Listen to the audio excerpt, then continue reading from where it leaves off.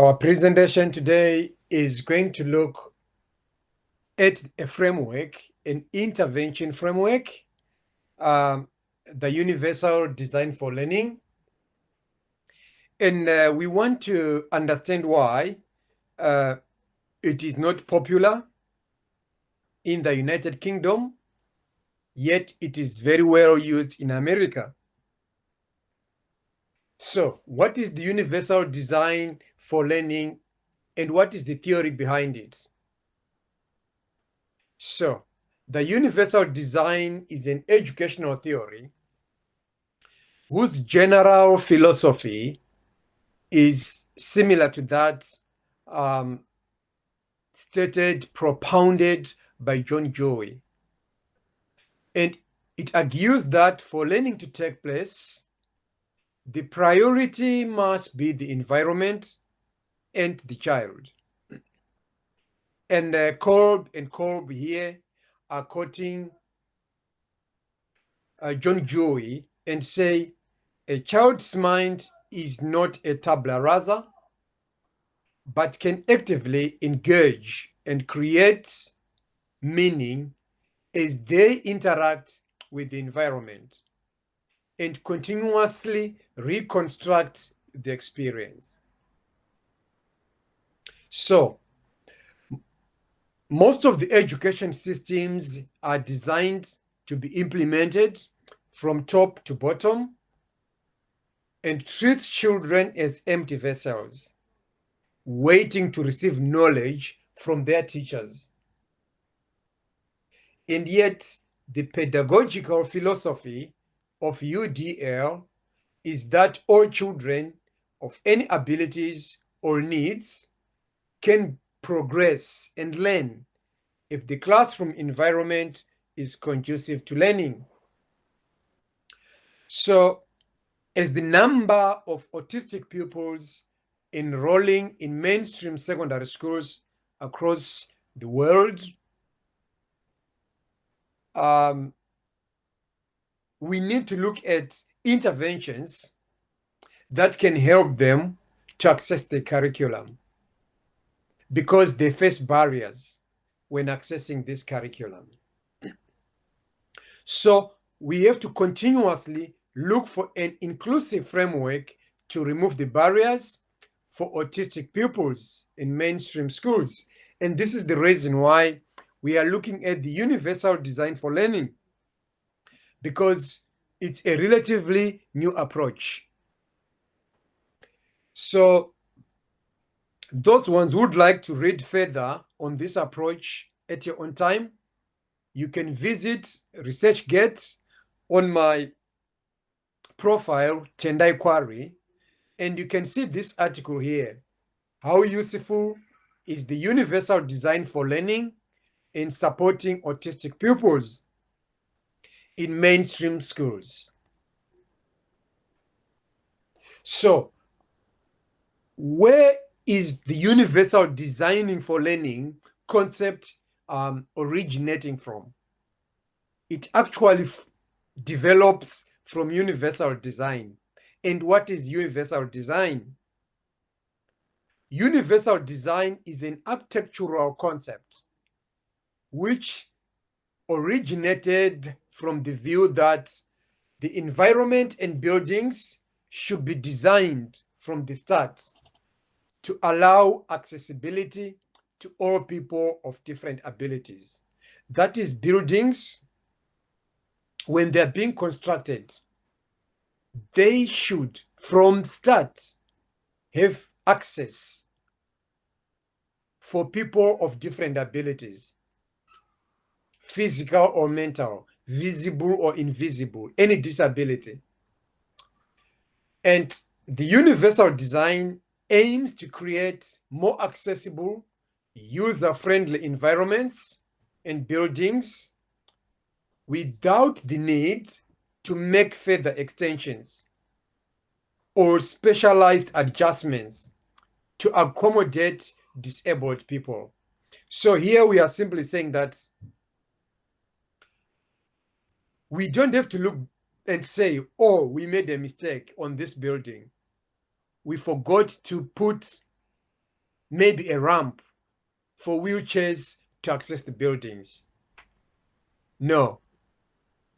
This has to be planned from the beginning. So the universal design architectural concept designs from the onset and enables access for all to buildings without the need of making special needs adjustments to facilitate disabled people. So the founders of the Universal Design for Learning Center for Applied Technology, and I'll just describe them here as CAST. They realized that too many students face barriers to learning due to a disabled curriculum, not because of their disabilities. They recreated the universal design concept of designing and building universal structures to education. So they're taking this concept and bringing it to education.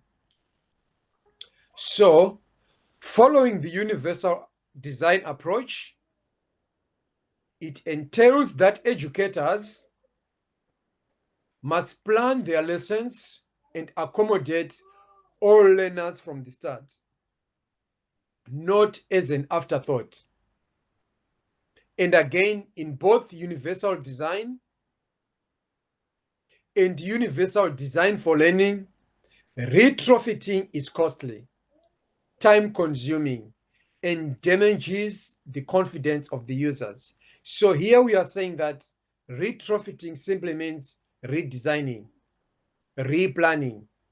Whether you're planning your lessons, your curriculum, you try it first, it fails, then you go back again to the drawing board. That is expensive. So you need to plan it from the start to accommodate all learners of different disabilities. So the principles for learning disabilities for universal design for learning are being said that they are modern, they are new, and they are different because they use a scientific approach, which taps into 3 areas of the brain that facilitate learning. And these 3 areas is recognition, strategic, and affective. So CAST is arguing that the intervention framework draws from the learning sciences and is guided by these principles. These guidelines offer a set of concrete suggestions that can be applied to any discipline or domain. It doesn't matter what discipline you teach or domain, but you can use this approach to students of any ability, to students anywhere, as long as you look at the environment. And learners will learn. So the first principle is the why of learning, which is engagement. And this is for purposeful, motivated learners. Stimulate interest and motivation learning. And this diagram, again, is courtesy of CAST. These are the founders of Universal Design for Learning. So this principle is the affective part of the brain networks, and it provides pupils with multiple ways of engagement. It sustains interests, motivation, effort, persistence, self-regulation, and that is the why part of learning. And its goal is to create purposeful and motivated pupils. And again, when we represent what is to be learned in different forms to cater to all pupils with their different needs, abilities, and learning styles is crucial when teaching autistic pupils. So in this case, we are saying that if the teaching approach is rigid, so it will not accommodate learners with special educational needs. There must be clear representation of lesson objectives and aims. And this is crucial to an average class of mixed abilities in a mainstream school. And with this approach, all pupils will benefit, especially autistic pupils whose autistic challenges could go unnoticed. The second principle, which is the what of learning, that's for resourceful, knowledgeable learners, present information and content in different ways. So in this time now, we are looking at presenting content in different ways so that each and every student in that classroom can access the curriculum. So what happened here is you are looking at the content, that each and every content here can be useful to these students with difficult needs. And this is the what of learning. And this is from the recognition part of the brain networks. Presenting information in different forms to enable all pupils to perceive and understand it. It is the what part of learning which provides options for perception, language, symbols, and comprehension. And through this network, the goal is to make pupils resourceful and knowledgeable and giving them different ways of doing different tasks depending on their needs and abilities. And then the third principle is the how of learning for strategic, goal-directed learners. Differentiate the ways that students can express what they know. So this is about the strategic networks, the how of learning. It is the how part of learning, and its goal is to produce strategic and goal-directed learners. And Mitchell 2013 added that it provides different ways of engagement. In this way, students are engaged or motivated to do the task. And Hall pointed out that the UDL is not one size fits all, but a universal approach that enables all pupils with their vast differences to access the curriculum. And this approach recognizes that differences across pupils, diversity, and special educational needs are not an exception, but a norm, and that the curriculum must change to meet their differences without seeking to change them. And that is the most crucial point here we want to look at here.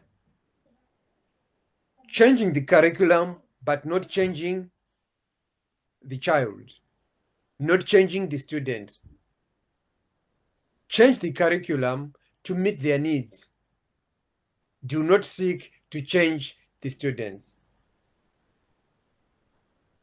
So this is a research-based framework studied in a neuroscience environment. This is why CAST are saying it's a different approach. And they're saying that their findings show that learning takes place in the brains at an individual level and is diverse and distributed. So, CAST describe the UDL as a holistic approach made up with different strategies drawn from different learning disciplines. It enables students to access a differentiated curriculum and resources, including the physical environments, without the need to modify individuals or circumstances. And the Universal Design for Learning is an innovative framework for curriculum and instructional design, and addresses the needs of autistic pupils and views the learning environment as disabling rather than viewing the pupils as disabled. And CASTs say their framework is one of the upcoming and immense transformative, inclusive frameworks in education today, because it can help all students access the curriculum regardless of their differences, minimizes the needs for teachers to make separate instructional resources for different students in a class. However, this platform encourages critical thinking, critical discourse. When you look at asking teachers to make separate instructional resources for different students in a class, that is very challenging, especially in today's environment where grades and results, finishing the syllabus, is a challenge. So there's an issue of time here. The Higher Education Opportunity Act, which is American, describe UDL as a scientifically valid framework for guiding educational practice, to such a point that they recommended that it must be used in teacher training. And it gives educators flexible methods of presenting information and reduces barriers to learning for all students. So UDL is suitable for all learners to access the curriculum using the same instructions, methods, and resources. While the HEO Act in America has recommended the UDL framework, it still has not had much exposure as a suitable intervention approach in the United Kingdom schools. There is not much work evidenced or driven as a result of the UDL framework. That is, we still want to see the evidence that the results have been good, the results have improved, because we were using the UDL framework. Hence, the need to carry out further research to find out its usefulness and effectiveness. And the fact that there is little applied research done or inspired by the UDL framework, more research still needs to be done. And again, teachers would require training to effectively follow the principles, rules, and spot checks of this framework. And again, discriminatory and societal attitudes caused by ableism could make educators focus on achieving high exam grades than help autistic children access the curriculum. So these are the limitations highlighted by other researchers now with the Universal Design for Learning. And again, following a checklist is limiting when one reaches the end. Yet, life learning is a continuous process. This comes after that. When you are doing the Universal Design for Learning as a teacher, you have to follow a checklist, to follow steps. But when you come to the end of the checklist, then you say achieved. But other school of thought say that is limiting. because life is not about ticking boxes. So UDL emphasizes the need for addressing the entire curriculum, including the goals, methods, resources, and assessments. And a complete change may take some time to effect and requires financial input and a whole paradigm shift from the society. That means, as a paradigm shift, society, teachers, head teachers, governors, everyone, they have to change their mindset, especially from an exam-driven curriculum we are used. So the UDL may need more planning, as teachers have to look at individual differences and learner needs. Teachers have to select suitable methods of representation, actions, and engagement.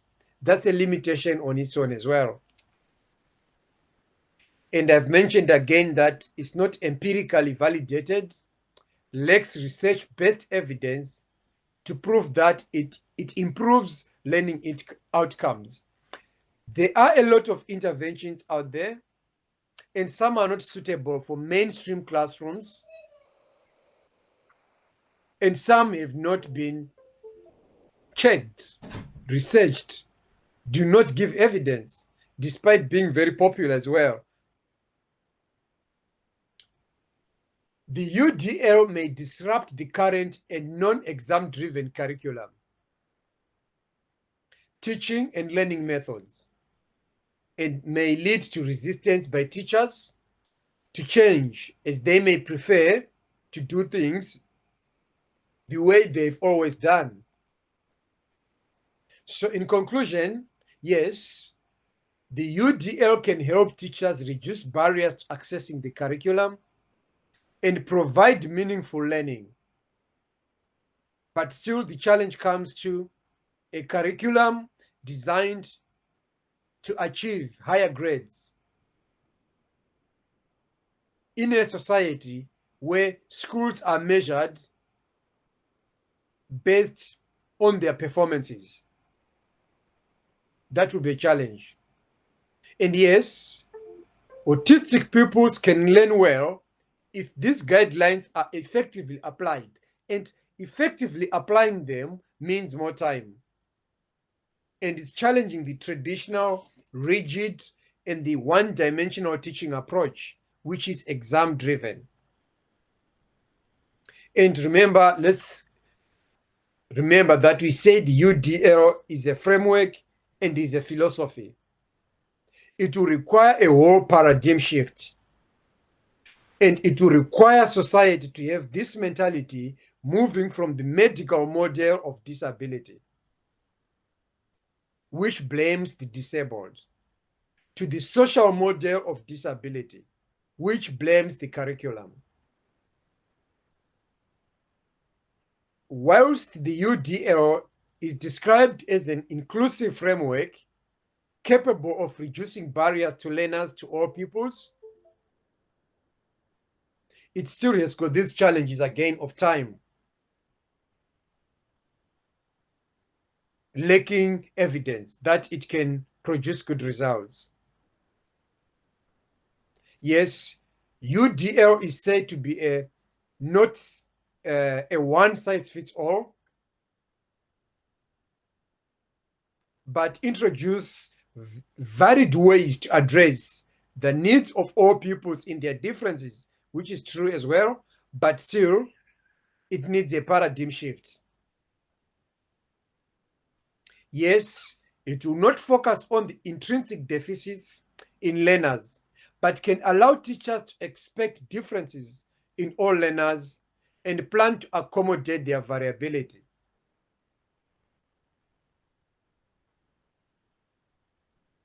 And UDL helps educators to meet the needs of autistic learners. In fact, it helps educators address the needs of all learners. However, the long-term purpose of the UDL may present challenges for teachers again, who are appraised for producing good grades. And as a result, teachers may implement the UDL guidelines partially. And I'm encouraging viewers here to look at this article here. How useful is the universal design for learning in supporting autistic pupils in mainstream secondary schools? I did this research, and it's supported with a view from other literature, which looked at universal design for learning and argued that it is useful, but at the same time, we're also arguing that it is even much better if you can use assistive technologies when you're using UDL with certain students or pupils with complex needs. I've discussed all this in this research, the universal design for learning, which is available on ResearchGate. If you go to Tender Inquiry, you will see this on ResearchGate. And I am sure I've also added a full document on it